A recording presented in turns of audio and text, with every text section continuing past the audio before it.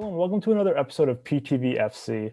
Alongside my panel of Louie, Pasculli, and Ryan Johnston, I'm your host, Jimmy Bliss. Now, Louie, Ryan, how are you guys doing today? I'm doing really good, Jimmy. We got a nice episode in front of us. Got some interesting things to talk about for sure. I'm ready to get to it. I'm also doing very well. It's a beautiful day outside and has been for the past couple of days. Kind of boosts my mood a little bit, I think, and I'm definitely excited to talk about some international soccer this episode. Yeah, and a little bit of spring in the air, just like you said, Ryan. That just makes it so much more like soccer weather.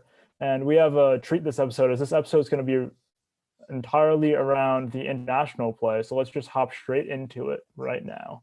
So the 2020 Euros was delayed last summer to this summer due to the COVID-19 pandemic. And it looks like the host country will be England, with the announcement expected in the coming weeks. So with the Euros set to kick off in just a few months, who's your favorite to take home the trophy? I'll start with you, Ryan. For me, it's got to be the World Cup winners in France. You know, they're probably one of, if not, they have the most star power in Europe right now. We've talked about Kylian a bit on this show already. I consider him a top 5 player in the world. He scored 24 goals and had 6 assists so far in the season in just 30 games. You know, and while players like N'Golo Kante and Antoine Griezmann have taken a step back, you know, especially Antoine Griezmann compared to his form in 2018 when he was one of the best players in the world. He's looked a little pedestrian at Barcelona. But, you know, they have players stepping up in their places. You know, Kingsley Coman has been great for Bayern Munich, especially this past year. And Ben Yedder has been absolutely dominant in League 1. He had 18 goals and 7 assists last year, and he already has 13 goals and 5 assists this year. He's been a great player in that league. You know, even players like Moussa Sissoko and I'd say Ben Pavard after transferring to Bayern Munich. He's been pretty solid there. He had a great World Cup, and then I didn't hear about him for a couple years, and now he's at Bayern Munich, killing it. And they still have some great players in Paul Pogba, Rafael Varane, Anthony Martial, etc. You know, they're just insane. They have their talent is ridiculous. They do have a crazy group in Group F. You know, Portugal still have Ronaldo, a lot of talented players there, and Germany, always a dangerous squad. But in my eyes, with the talent that they have, they're definitely the favorites to win the Euros. So I have a little bit of insider trading info, and I know what Jimmy's going to pick. And obviously, we just heard Ryan's take. But for me, I know Jimmy's going to pick a team in Group F also. And I'm not going to say what it is yet. But I know for me, I'm staying away from Group simply because of how hard of a group it is. Do I want to pick France? Because they are arguably the best team, the best international team in the world right now. But it's Germany, Hungary, France, and Portugal. And to me, Hungary could get one win after a really tough game, and they could really upset that group. And so because of that, because of how close that group is, I don't want to pick any team in that group. So I'm going to move up a group. I'm going to move to Group D, and I'm going to pick Spain to win it all. Now, I wouldn't say they have as much firepower as a team like France or Germany, but I think they're just such a solid squad. Plus, if you look at their group, they only have, I shouldn't only, but they have Poland, Slovakia, and Sweden, and none of those really pose a threat. I mean, I know Sweden did well in the World Cup 2 years ago, but even so, I think Spain definitely outclasses them with players like De Gea, Llorente, Koke, Ramos, who's one of the best center backs in the world, and De Gea is one of the best goalkeepers in the Premier League. Spain is looking really good. I expect them to go far in this tournament, and I expect them to win it. Yeah, so you kind of foreshadowed what I was going to say, and I'm going to go with the big rival of Spain. I'm going to go with Cristiano Ronaldo and Portugal. I just think that Portugal on paper is one of the best teams in the world. And also, going a little bit under the radar, they've won the last 2 international trophies. Well, 2 of the last international trophies, not the last 2. They won the Nations League in 2019, and they won the Euros in 2016. I'm actually in very good form. They won 5 games, drew 2, and lost 1 in 2020. Only loss coming to France in a very wild back and forth game. In the Nations League, they beat the Netherlands in the final, another very good team. And Portugal on paper, if I was the manager of Portugal, I'd be very, very happy with my team selection. And I would if I were the manager, I'd set the team up in this formation as follows. I'd go with a 4-3-3 with Rui Patricio in net, who has been the captain, not the captain, but he's been very good for Portugal for the last decade. He's been a very good leader for them and exactly what they need.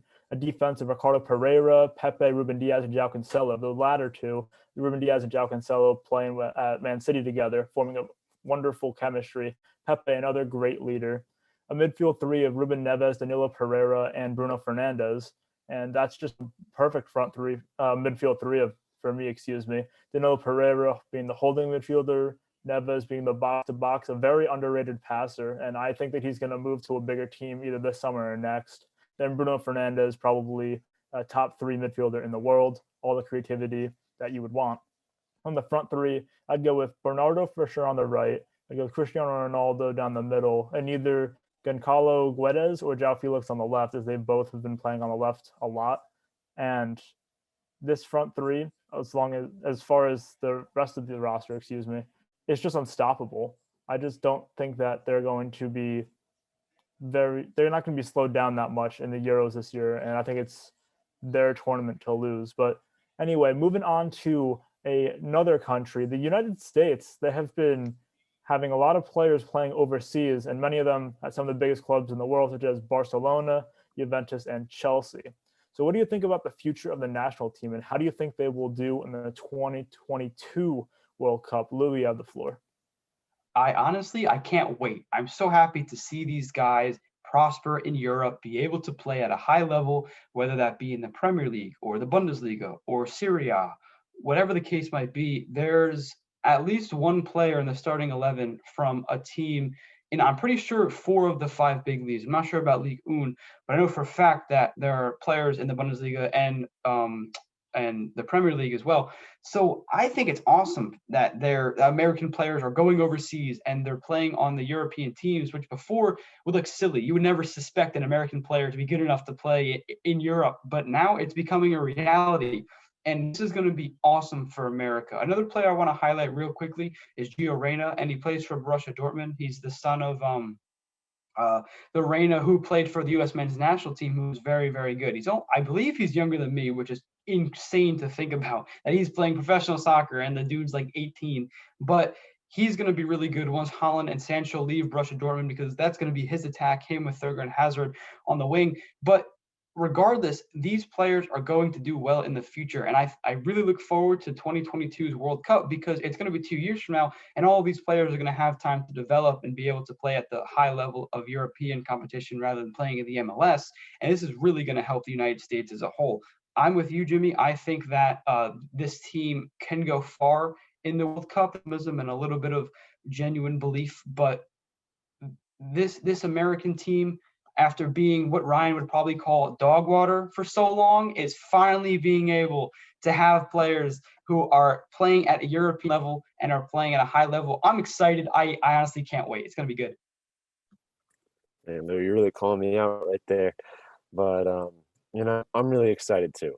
This is that American golden generation that we've really been waiting for this past decade. The U.S. has put tons of resources into their men's national team, and they're finally seeing the benefits of it. You mentioned Giovanni Reyna.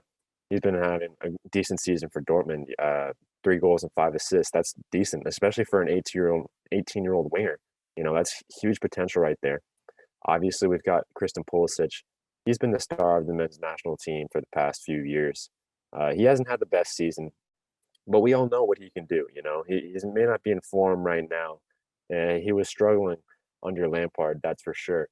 But it'll be interesting to see if Thomas Tuchel decides to use him moving forward, and how he'll decide to use him moving forward. And a player that I really want to highlight is Weston Mckinney. He's been a great player for Juventus this season. He's really been holding it down in the midfield. We've seen a bunch of interviews about him talking about how he was starstruck when he met Ronaldo and stuff like that. But he's really been a great player. It's the World Cup. Anything can happen. It's a knockout. One-game knockout tourney. So if they really are on top of their game, I think they can make the semifinal if they play to their absolute peak. Yeah, Ryan, I just want to reiterate what you said, what you alluded to, actually. And 2018 was definitely a wake-up call for this team. And they have stepped up, and they needed to step up since then. it's an absolute embarrassment for this team to not make that World Cup. And it's just been very refreshing to see this team take a step forward in Europe. And actually, one of the former managers of the U.S. national team, Jurgen Klinsmann, his philosophy is unfolding before our very eyes. And he was chased out of the U.S. national team for saying this, but he was absolutely right. He wanted all of the young players to go to Europe and get more experience because the European leagues were a lot more talent filled and a lot better at developing talent than the U.S. was at that point and it continues to be at this point now. And so the ceiling is in for 2022's World Cup. I think it's a quarterfinal appearance at the World Cup with a favorable draw. We know that the U.S. isn't good enough yet to take on a lot of these heavyweights like a Germany, a France, a Brazil, etc. But if they match up with one of them, then they have a lesser Group 3 team and a lesser Group 4 team, then they'll be okay. They'll get out of the group. And I think their floor is just getting out of the group itself. I think this team isn't going to suffer the same lows that they have in past World Cups where they've just been chased out of the group. But I think the 2026 World Cup is going to be their best shot. I think that since the U.S. is one of the host cities, they're going to be very, very motivated. And I think that that's going to be the World Cup where everyone flourishes and everyone comes into their own. But moving on to another player, Lionel Messi. So Lionel Messi is now 33 years old, and time is running out for him to win a major international trophy. Do you think he can spur Argentina to a Copa America win or a World Cup win? I'll start with you, Louie. I'm going to have to go no here, Jimmy. It's really unfortunate, too, because on paper, Argentina has one of the best teams in the world internationally.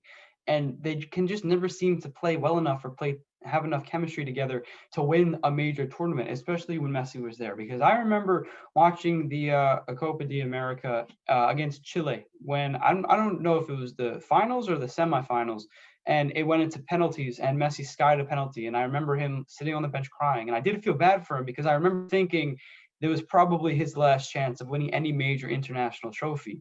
So for me, I think Messi is going to be able to get it done. Argentina, year in and year out, has a great team.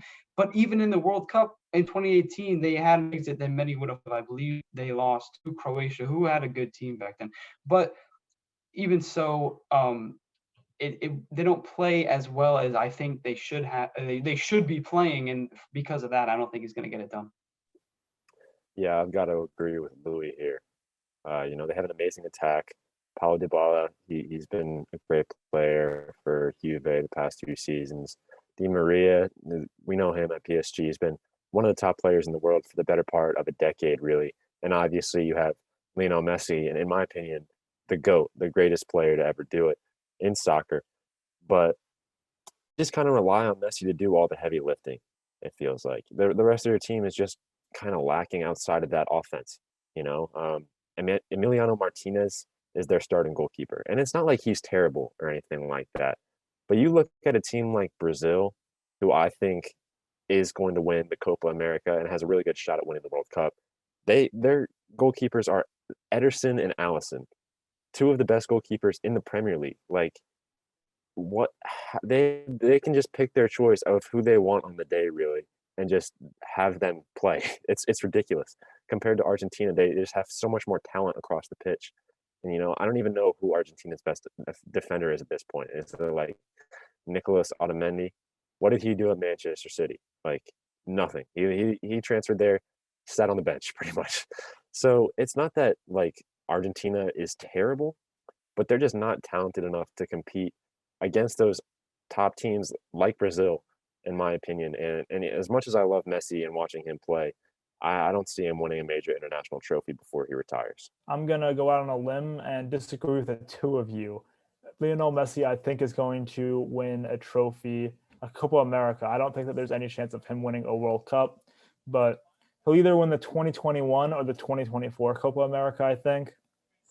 He already has really good chemistry with Sergio Aguero and Lautaro Martinez. So whichever of the 2 that the Argentina manager wants to play alongside Messi, they'll be okay with. And I know that you mentioned, Ryan, that Brazil is a lot better, but a lot of times in these international tournaments, the best team on paper doesn't win these tournaments. So they go up against a team that matches up very well against them. and they just falter. So they just need Brazil to take on a team like Uruguay, who's very good defensively, has a pretty good keeper, and has two clinical strikers in Cavani and Suarez. And all they need is one chance, and they can convert with that one chance and potentially knock Brazil. But as for the World Cup, the 2014 World Cup was definitely his best shot, where they lost in the final in extra time to Germany. And we all know the coveted Higuain miss, where he was one-on-one with the keeper and he just put it wide. But Lionel Messi also had a shot in that game to win it, and he also faltered at the final hurdle and put it wide. I think unless Argentina gets a fantastic manager or gets a world-class defense overnight, they stand no chance against some of these teams, especially some of these European giants like a France, a Germany, a Spain, a Portugal. They have no shot against them. So they need to upgrade their defense and midfield drastically. And I just don't see anyone on the rise for them right now, midfield-wise or defensively-wise, that can make a big difference within the next few years that Messi's going to be there for. They can't rely on Otamendi or Mascherano to play in the defense anymore. They're just too old and they're not good anymore. So I don't think that there's a World Cup in sight for Messi, but I could see him hoisting a Copa America as kind of like his final with Argentina, either this summer or the summer of 2024. But moving on to our last topic of the day. At the time of recording, we are a year and a half away from the next World Cup, 2022 in Qatar. And remember, this World Cup is going to be played in December. So who are your favorites to take home the coveted trophy? Ryan, I'll give you the floor first. First of all, I just want to say it's so weird that it's being played in Qatar because it's going to be a November tournament.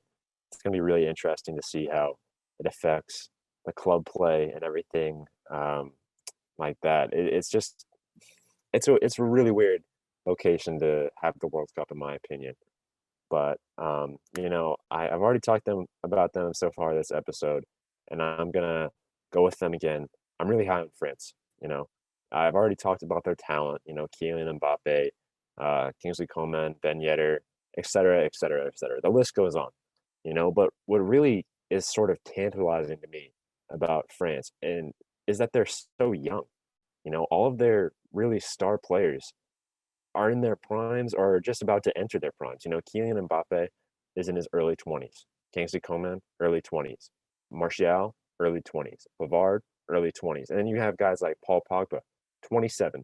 N'Golo Kante, he's like around 30, 31, I think. And Ben Yedder, he's 30. All of these guys, they have so much time left in their careers that it's hard to see them falling off. Like Belgium is kind of getting old. Their golden generation, I think their best shot at winning the World Cup was in 2018.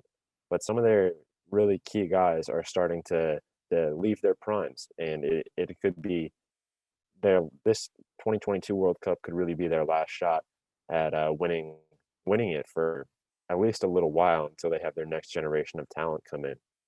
But France is just so stacked and so young. I mean, they're going to be a dominant team for the next decade, and I think that they're going to win the World Cup straight up. World Cup prediction. Another team that's young, Ryan? America. No, I'm just kidding. They're not going to win the World Cup. However, I think I have to agree with you. I think France is still going to be the favorite in a year and a half when the World Cup is being played. Mbappe is going to be playing for Real Madrid or Barcelona at that time. So Mbappe, in my opinion, is going to be even better than he was in 2018 because he's going to be a little bit older. He's going to have a little bit more experience. And honestly, for me, I don't think Mbappe's play is going to tail off. I don't see a team that, like you said, Belgium was a large factor in the 2018 World Cup. I don't think they're going to be nearly as powerful as they were back then. So it's got to be France for me. And I think Mbappe is willing, or not willing, but he has the ability to carry that team. And even though they have a lot of quality throughout, it's going to be Mbappe leading that team, much like it was in 2018. I agree with you, Ryan. That's going to be my pick.